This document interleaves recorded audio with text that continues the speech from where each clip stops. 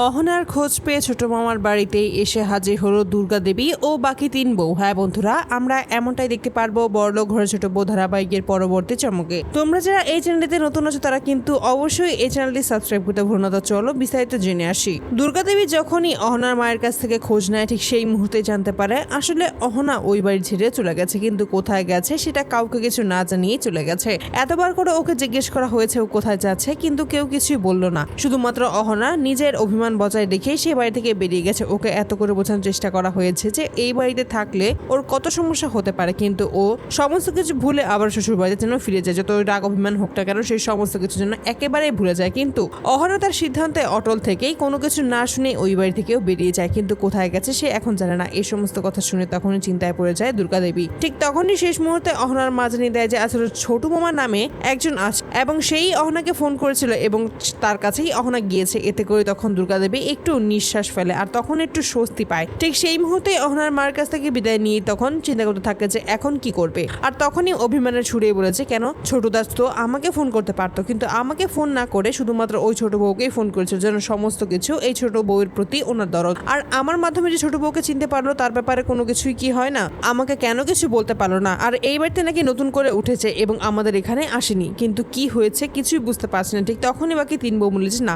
আমরা কোনোভাবেই এভাবে আর বসে থাকতে পারবো না, আমরা কি যাবো না ওনাকে ফিরিয়ে আনতে। ঠিক তখন বলছে না আমরা কেনই বা যাবো, ওই মেয়েকে আমাকে বলে গেছে নাকি ওই মেয়ের নিজের রাগটা বজায় রাখার জন্যই ওখানে চলে গেছে। আর ও নাকি ওর মায়ের কাছে এটা বলেছে যে আমার ছোট নাকি ওকে আর এই বাড়িতে রাখতে দেবে না এবং ওর সাথে নাকি আর কোনোভাবেই সংসার করবে না এবং কোনো সম্পর্ক রাখবে না। এই সমস্ত মিথ্যা কথা বলে ও ওর মাকে সবটা বুঝিয়েছে। ঠিক তখনই বড়ভাবে বলছে কিন্তু মা একটা কথা আপনি যত যাই বলুন না কেন আমি এটা কখনোই বিশ্বাস করতে পারবো না যে অহনা এই সমস্ত ব্যাপারে মিথ্যা কথা বলবে। আসলে অহনা তো কখনো মিথ্যা কথাই বলে না, সে সবটা সত্যি কথাই বলে দেয়। আর যদি সেটা না হতো তাহলে তো কোনোভাবেই আমরা আজকে এই পর্যায়ে আসতে পারতাম না। সেই সমস্ত কিছু প্রমাণ আমরা এর আগেও পেয়েছি মা, বহুবার আমরা পেয়েছি যে অহনা সমস্তটাই সত্যি কথা বলে, ও কখনোই মিথ্যা কথা বলে না। এই সমস্ত কথা শুনেই তখন দুর্গাদেবী ভাবতে থাকে যে সত্যিই কি তার ছেলে এই সমস্ত কথা বলেছে। ঠিক তখন বলছে বেশ তাহলে একবার ছোট আসুক, তারপর ওকে আমি সবটা জিজ্ঞেস করছি, তারপরে আমরা জানতে পারবো যে আসলে কি সত্যি কথা হয়েছিল আর কি মিথ্যা কথা। এতে করে তখন সকলে মিলে চুপ হয়েছে এবং সকলেই ভাবতে থাকে যে এখন কি করবে, কিভাবে অহনার রাগ অভিমান ভাঙিয়ে এই বাড়িতে আবার অহনাকে ফিরিয়ে আনবে। এই বাড়িতে যে অহনার কতটা প্রয়োজন সেটা কি কেউ বুঝতে পারছে না। ঠিক সেই মুহূর্তেই মিতা বলছে কিন্তু আমরা কি যাবো না অহনাকে ওই বাড়ি থেকে ফিরিয়ে আনতে। ঠিক তখন বলছে যাবো, যে আমাদের তো বাড়ির ঠিকানাও জানে নাই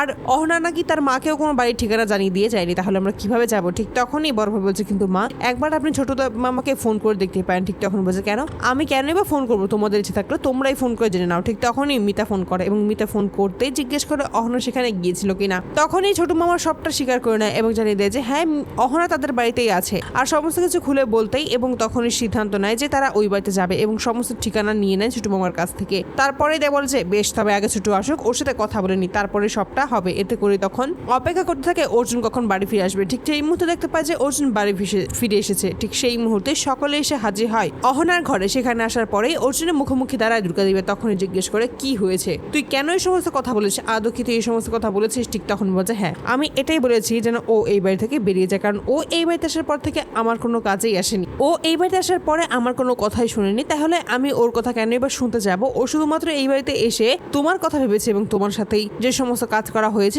সেই সমস্ত কিছু করেছে তোমার জন্য খুশি মনে, কিন্তু আমার জন্য ও কিচ্ছু কাজ করেনি। আমি ওকে যেটা করতে বারণ করেছে ও সেটাই সব থেকে বেশি কাজ করেছে, তার জন্যই আমি ওকে কালকে জানিয়ে দিয়েছি যে আমি ওর সাথে আর থাকতে পারবো না। আর তোমাদের সবাইকেও আমি জানিয়ে দিচ্ছি যে ওর সাথে থাকা আমার পক্ষে সম্ভব নয়, তাই আমি তোমাকে স্পষ্ট করে বলছি আমি কোনোদিনও আর ওকে এই বাড়িতে ফিরিয়ে আনতে পারবো না, আর আমি ওকে ফিরিয়ে আনতে যাবো না। এই সমস্ত বলতেই তখন বড় ভাই বলছে এই সমস্ত কি কথা বলছো তুমি ছোট, ওকে তুমি 7 পাকে মন্ত্র পড়ে বিয়ে করেছো আর তুমি এখন বলছো তুমি ওকে ফিরিয়ে আনতে যাবে না। ঠিক তখন বলছে কেন ভাবি ওকে আবার কেন ফিরিয়ে আনতে হবে, তোমাদের দল ভারী করার জন্য, এমনিতেই তো তোমাদের অনেক দলের মানুষ রয়েছে, তাহলে আবার ওকেই বা কেন প্রয়োজন। এতে করে সকলেই একটু অবাক হয়ে যায়। তখনই পিসি বলে যে একদম ঠিক কাজ করেছিস, ওই মেয়েকে তো এই বাড়ি থেকে তাড়িয়ে দেওয়াই উচিত হয়েছে, ওই মেয়ে বাড়িতে থাকলে যত ঝামেলা হয়েছে। ঠিক তখনই দুর্গাদেবী ক্ষিপ্ত বলছে হ্যাঁ তুমি তো এই সমস্ত কথা বলবেই, তার জন্য তো তোমাকে সকলের সামনে এই সমস্ত কথা বলতে হলো তাই না, আর তুমি তো মনে মনে এটাই চেয়ে এসেছো যেন অহনা এই বাড়ি থেকে সারা জীবনের মতো চলে যায়। তখনই মিতা বলছে কেন অহনা থাকাতেই এই বাড়িতে কি এমন লোকসান হয়েছিল অর্জুন ভাই, সেটা আমাকে একবার বলবে। ঠিক তখন বলছে লোকসান হয়নি মানে অনেক কিছু হয়েছে। ঠিক তখনই বিস্ময় বলছে অবশ্যই লোকসান হয়েছে,